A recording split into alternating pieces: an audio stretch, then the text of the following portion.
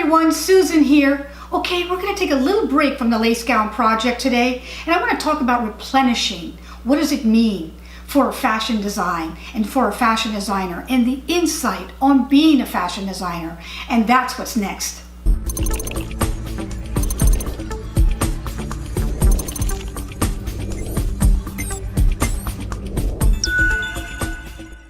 All right, I'm going to talk about this in versions of a fashion designer as far as your own independent company or a small company. And it will also apply to people who are working in large corporations or large design houses. So it will also apply to that, but the tolerance for these things probably will not be the same. And that'll make a little bit more sense a little bit later. And the first thing I want to say, the very first thing I want to say is that designing is not a 9-to-5 job. You've got to get that in your head. You've got to understand that first before any of the rest of the things I'm talking about today will make any sense. The reason why I'm saying that is when you're designing, you cannot just clock in, sit down at a desk, bam out designs, bam out creativity, and then shut it down, clock out. It doesn't work that way, guys. It doesn't work that way. That means that everything you do outside of those walls, outside of that space, has to also be relevant and helpful to you as a designer. And this is something that you will learn, or if you haven't already learned it, you will understand from this talk, I hope.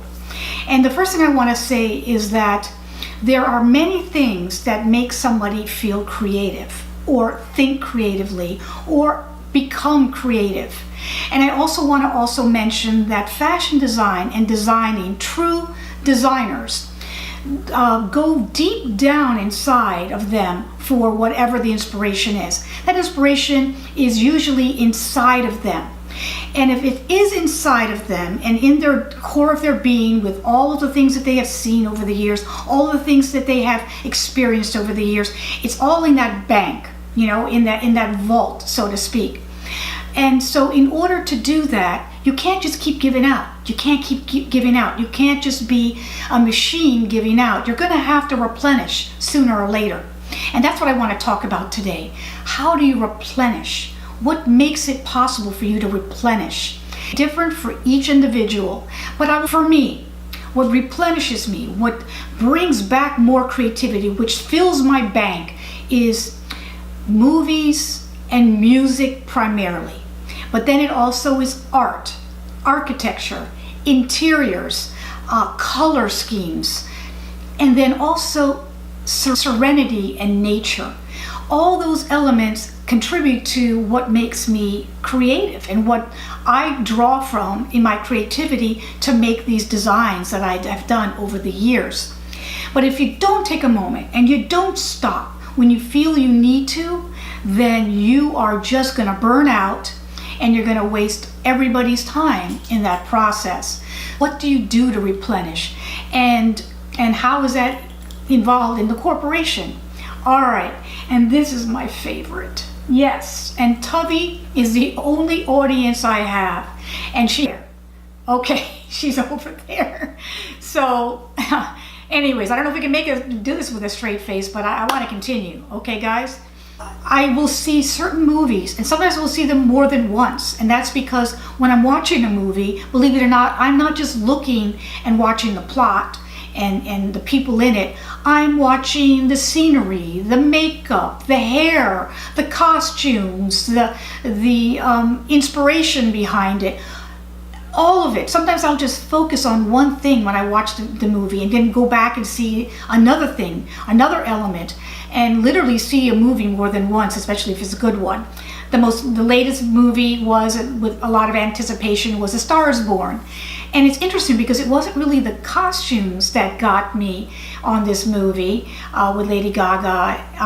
It was the hairstyle, it was the attitude, it was the relaxing look. That kind of triggered something in me and got a spark in me. Believe it or not, something like that.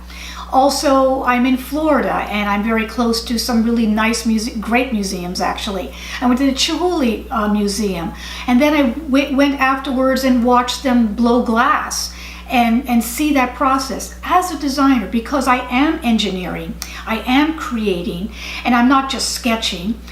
I like the way things are made. I like to see things actually being made. So it's fascinating for me, and it also helps that input into my being as a fashion designer. And I will also say mood has something to do with it. The way your emotions are, the way you feel, whether you're up, whether you're down. Sometimes some of my best work was when I was really frustrated or upset, believe it or not, or when I was really serene, sitting there on the beach at Turks and Caicos and just staring at the aquamarine blue and the sand and the reflection of the light hitting the shells. Just simple, stupid things like that I created an entire collection from.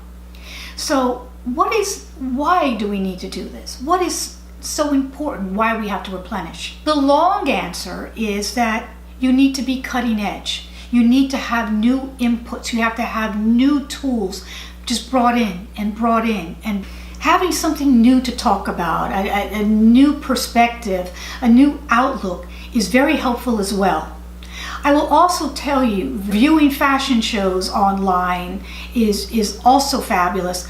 I still like to go to the stores, the top stores, the most exclusive stores, and see the top designers and what they're doing, because they're the ones who are starting the trends. They're the ones who are percolating the look. And go there and examine. And I like to physically look at the garments. I look at the inside of the way they're made, if there's a new technique that I might learn from these garments.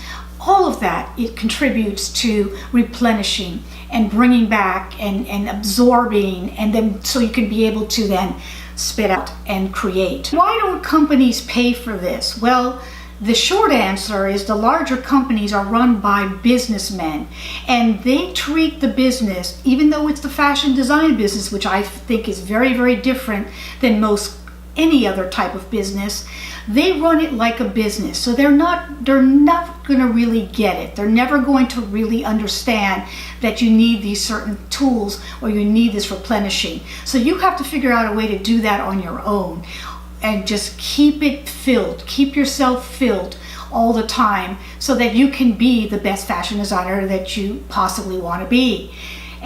So those are really important elements that are needed to be a fashion designer. You figure out which elements actually triggers your creativity. Give me a tip on the comment section below. Let me see on the comment section below what triggers your creativity, and if this video helped you in any way. We're going to get back to the lace gown project, and that's what we're going to do next. Meanwhile, please subscribe if you haven't subscribed already, and put the little bell notification so you know when my new videos come up. I had a little delay on this video, guys. I'm really sorry. I'm trying to get them up once a week, and I will stick to it, I promise you, but I wanted something that is relevant for you to see every time. And if it took me a couple of days extra to get there, that's where I'm going to get there. But all right, thank you guys for watching. I'll see you on the next vlog. Thank you. Bye-bye.